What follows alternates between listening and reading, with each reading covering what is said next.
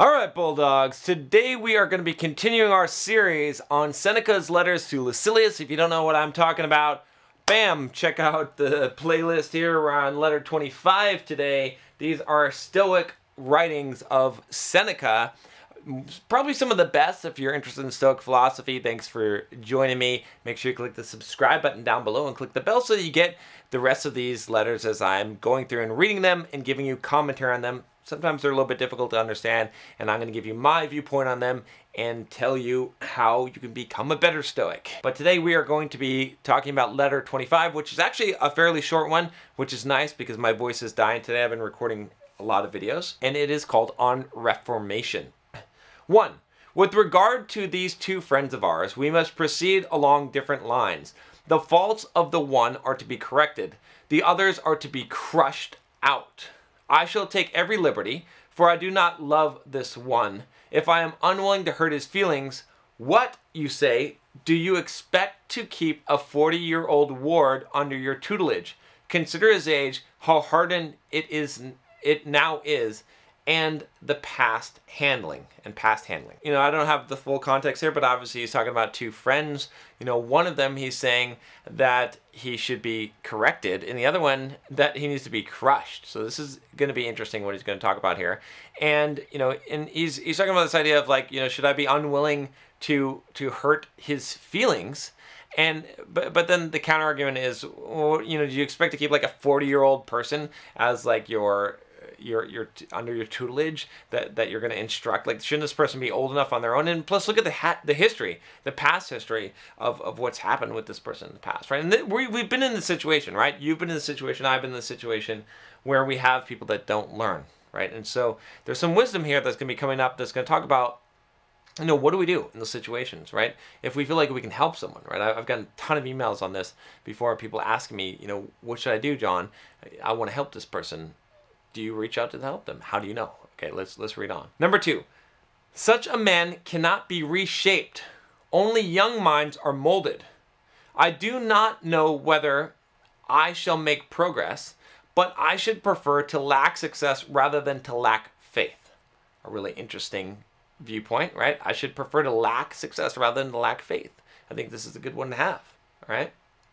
You need not despair of curing sick men, even when the disease is chronic, if only you hold out against excess and force them to do and submit to many things against their will. As regards our other friend, I am not sufficiently confident either, except for the fact that he still has sense of shame enough to blush for his sins. This modesty should be fostered. So long as it endures in his soul, there is some room for hope, but as for this veteran of yours, I think we should deal more carefully with him, that he may not become desperate about himself. He's contrasting like two different people here, again, that we've heard from the first verse, but he's saying that, you know, there's this, you know, if a person is like ashamed of what they're doing, then they've got some hope, right? And you might think that they don't have any hope, but you know what? I'd rather have faith and fail, which is a good philosophy in life, than to not have any hope at all and never try anything, right? Again, and this doesn't mean that you're going to be able to change people, you know, but you should be a person in life who has faith, you know, who tries things even when they might be futile. I know this sounds kind of counterintuitive, but this is how greatness occurs. You're not going to be great unless you're able to do this, because to have greatness is to succeed at something that you shouldn't be able to succeed at, right? And it's also how you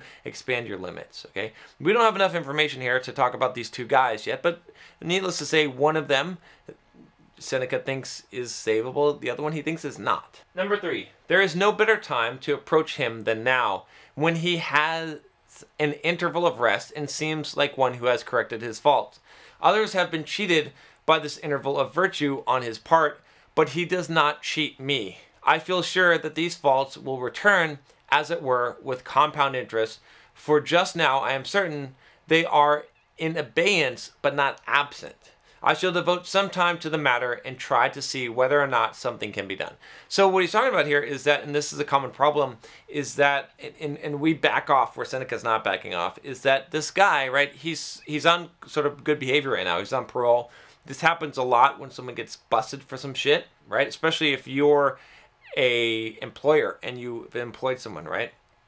And they really need to be fired, okay? But what you did is you reprimanded them. And so now they're on good behavior and they're being good and they're doing their job. But you know in a month or two, they're going to be back to the bullshit again, and you're going to go through this again, right? You should have just fired them, or you should be following up now and making sure that you reinforce those habits. When someone's on a roll and they're doing good, that's a good time for positive reinforcement to further them along that path. A lot of times in life, what we try to do is we try to correct people when they're wrong. Well, when they're wrong and they're on the negative path, the problem with that is that they're defensive.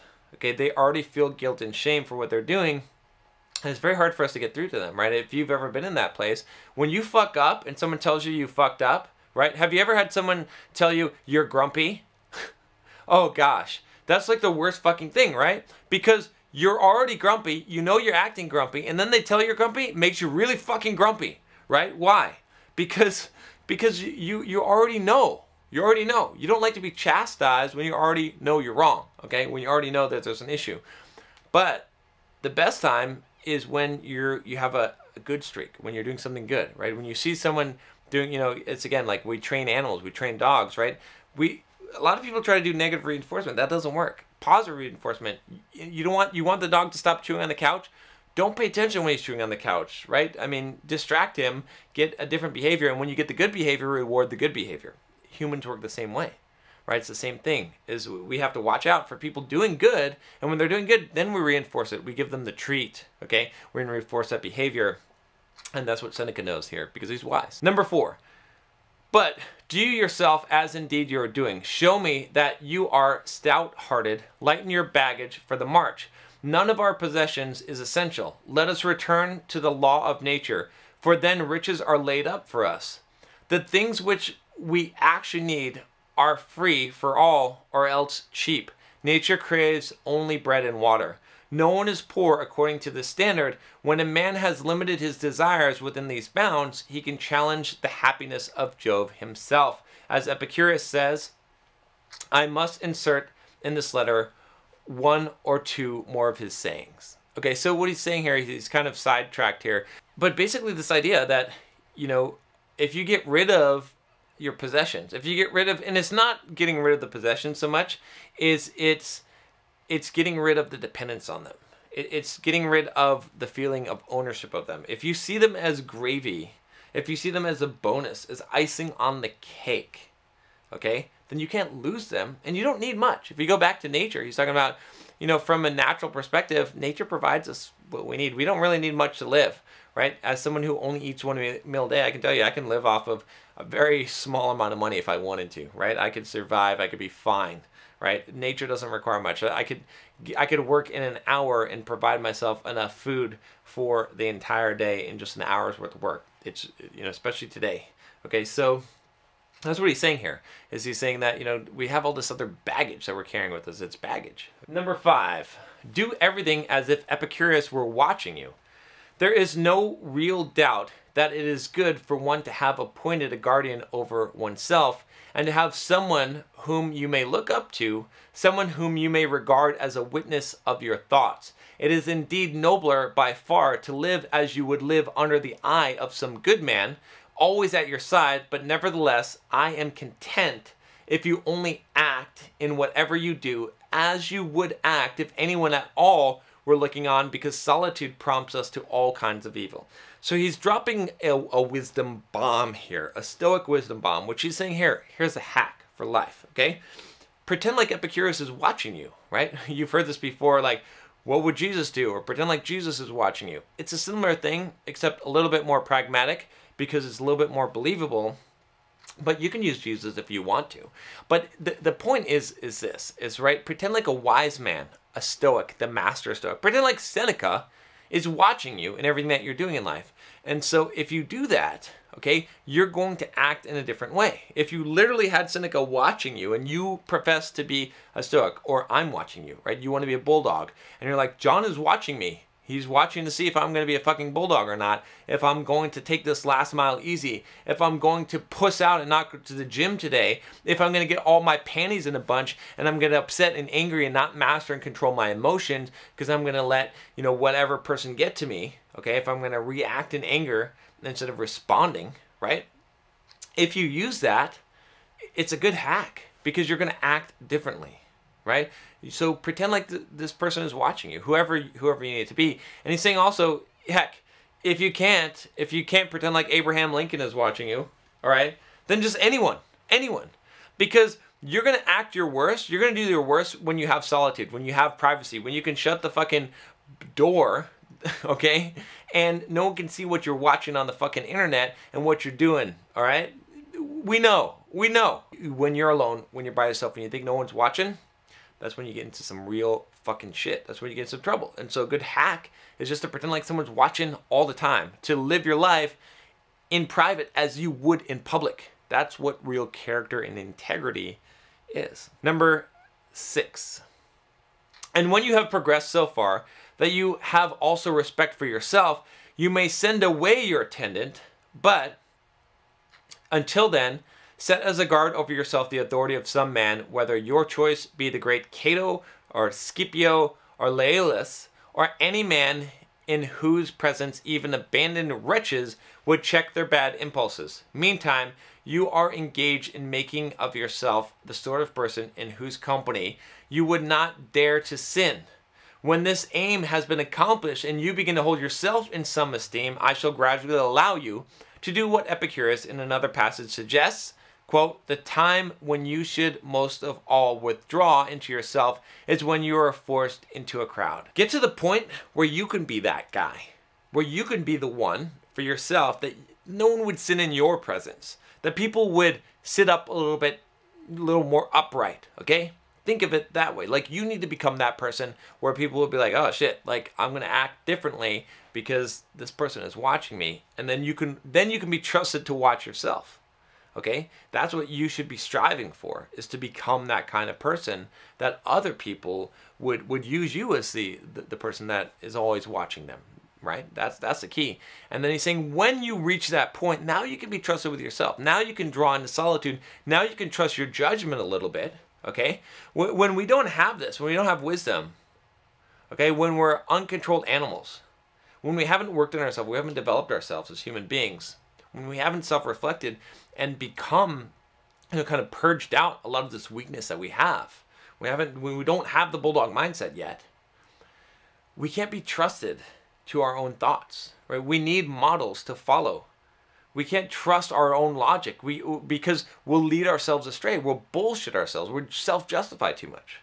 When we can become a little bit more authentic, a little bit more genuine, when we can become a little bit more sober in our thinking, when we can become self-reflective and actually seek the truth, then we can trust ourselves and we can start to develop our own philosophies in life. Then we can go in and we can actually grow from that, and we can evaluate things properly. But until then, we need a guide. We need someone else to look at us. We need someone else that we're going to use as the model of our behavior in order to understand, what is right. Let's move on here. Number 7, you ought to make yourself of a different stamp from the multitude. Therefore, while it is not yet safe to withdraw into solitude, seek out certain individuals, for everyone is better off in the company of somebody or other, no matter who, than his own company alone. Quote, the time when you should most of all withdraw into yourself is when you're forced to be in a crowd. Yes, provided that you are a good, tranquil, and self-restrained man. Otherwise, you had better withdraw into a crowd in order to get away from yourself. Alone, you are too close to a rascal. Farewell. I love it. It's great. It's so true. So, for some people, for some of you that are watching this, you're better off in a fucking mob. Like, you're better off in the crowd. Like, you are so much of a rascal. You can't be trusted with yourself. You will get into too much trouble. Your mind is too fucked. Your thoughts are too messed up. You're too weak. You're too lazy. You're too much of a sloth. All these things. You're better off just going with the herd. Okay? Now, for someone who has already built their character up, someone who's been on the stoic path, someone who I would say has the bulldog mindset, the crowd is dangerous for you. It's not a good place. You don't want to be there. It'll suck you back down. okay? So you got to kind of evaluate for yourself and decide where you are. And you're going to be at different places at different parts of your life and different times of your life. But remember, though, think about those things. And think about, more than anything, becoming the person that would be the guardian, the attendant for someone else. That someone else would say, if so-and-so were watching me, if John were watching me, I would be behaving as a better man. You want to be that person. You want to become that person. And that's the key. All right, that's all I got for you guys today. If you haven't already, click that subscribe button down below. Join the Bulldog pack. Become a fucking Bulldog. Change your mind and change your life. And make sure you go and check out the rest of the videos in the series. Again, the link will be in the description below. I'll talk to you next time. Take care.